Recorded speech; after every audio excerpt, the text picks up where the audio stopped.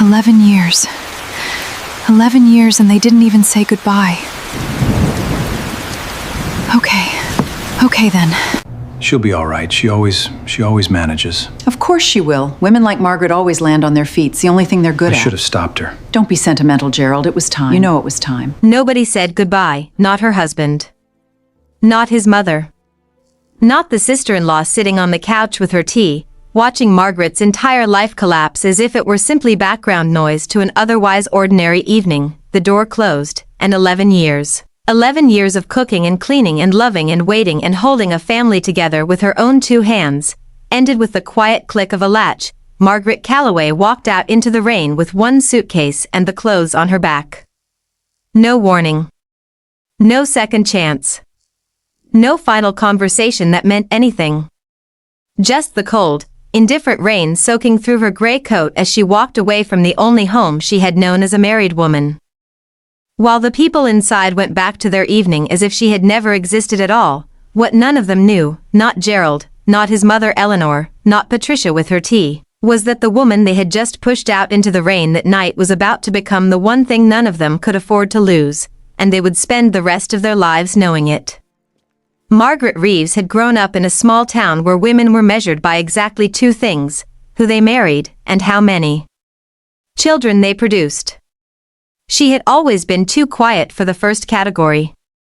And as it turned out, through no fault of her own, through nothing but the simple cruelty of biology, she was unable to fulfill the second.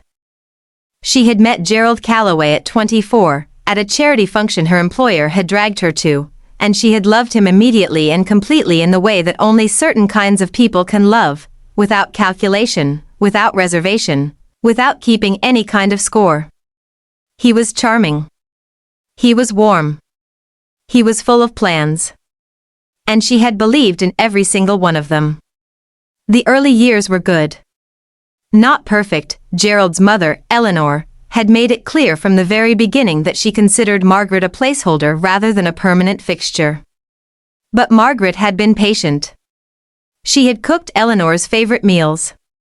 She had remembered every birthday. She had sat through dinner after dinner where Eleanor spoke about Gerald's first girlfriend with a warmth and fondness she never once directed at the woman who was actually sitting at her table. Margaret had told herself it would get better with time. It did not get better with time. When the doctors delivered their verdict in the third year of the marriage, that Margaret was unlikely to conceive naturally, Eleanor received the news with the quiet satisfaction of someone who had always known the outcome and had simply been waiting for the official confirmation. After that day, Margaret's position in the Calloway family changed in ways that were never spoken aloud, but that were felt in every room she walked into. In every conversation that stopped when she entered. In every family photograph where Eleanor somehow always managed to stand between Margaret and Gerald.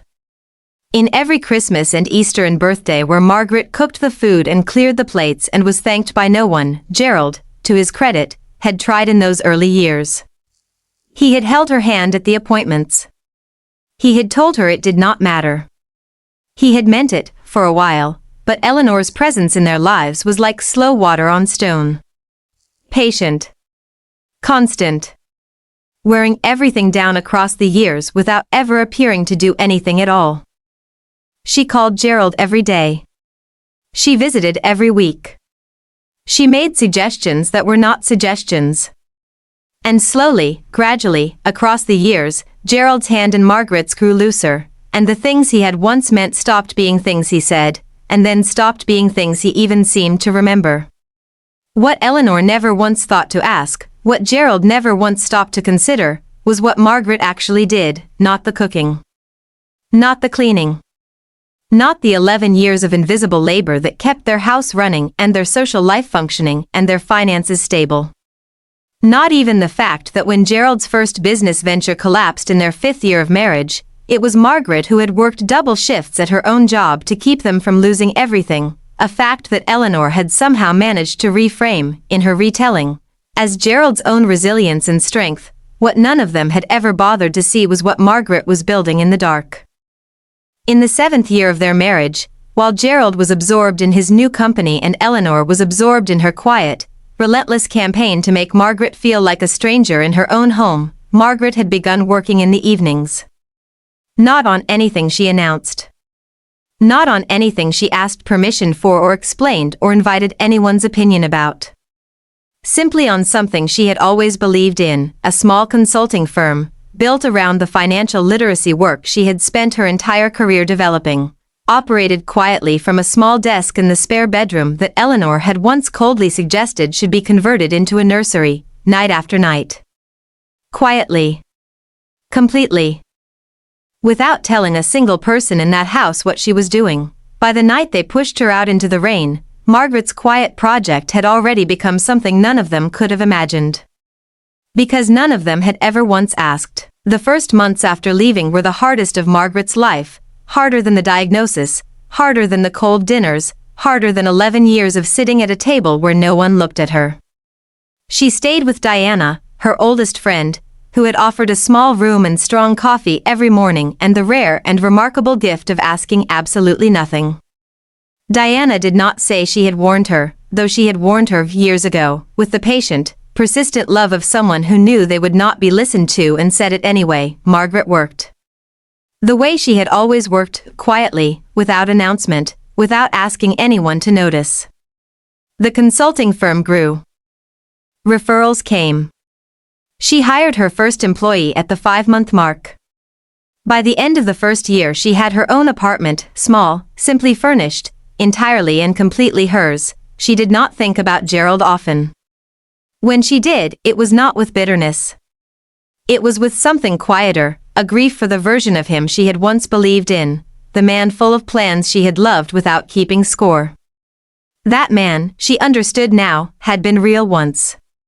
He had simply chosen, over and over, across 11 years of small decisions, to become someone else. She did not think about Eleanor at all. It was 14 months after the night in the rain that Gerald Calloway's company began to fail. Not gradually. Catastrophically.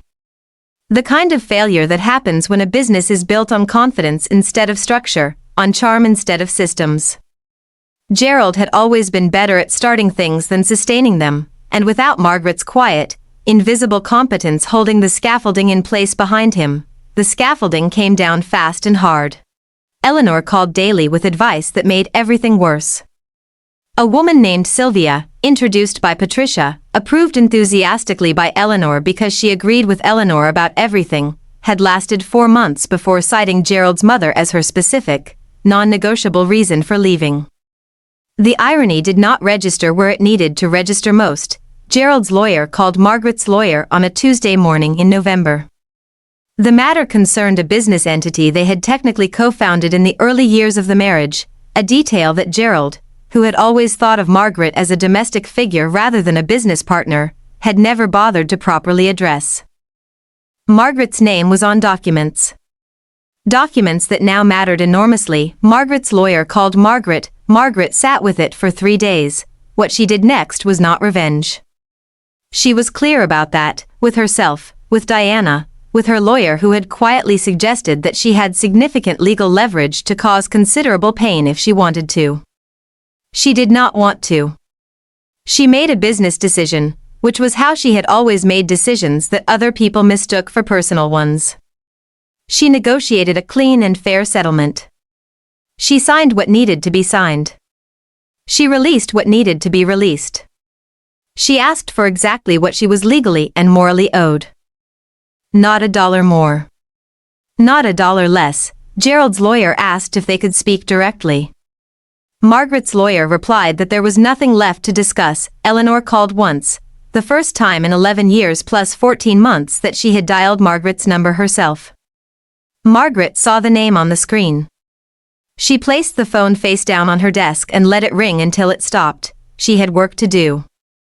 Margaret Calloway, she had taken her name back quietly, the same way she did everything, built her firm across the following years into something that required a real office, a real team, and a real reputation that extended far beyond the city where she had once painted a door and polished a handle every Sunday morning. She did not tell her story publicly. She did not perform it or post about it or use it as material. She simply lived past it, which is its own kind of statement, one that requires no audience to be true. Diana, who had given her a small room and strong coffee and nothing else but space, became her first official business partner in the 4th year. The spare bedroom desk where Margaret had built everything in secret was, by then, a corner office on the 7th floor of a building with her name on the lease. The door to that office had a handle Margaret had chosen herself. She polished it every Monday morning, not from habit, not from obligation, because it was hers. There is a particular kind of strength that is not built in the moments when people believe in you. It is built in the long, quiet years when they don't, when they look through you at dinner tables, when they deliver verdicts about your worth, when they stand in hallways with their arms crossed and watch you pack a suitcase and say nothing. Margaret Calloway had spent 11 years being invisible inside her own life. She had been pushed out of a home she had built, a family she had served, a marriage she had carried almost entirely alone, pushed out into the rain, with one suitcase and no goodbye, and she had taken that rain, and that suitcase, and that silence, and she had built something out of all 3 of them that no one in that warm, indifferent house could ever push her out of, because this time, finally, completely, in every way that mattered, it was only hers.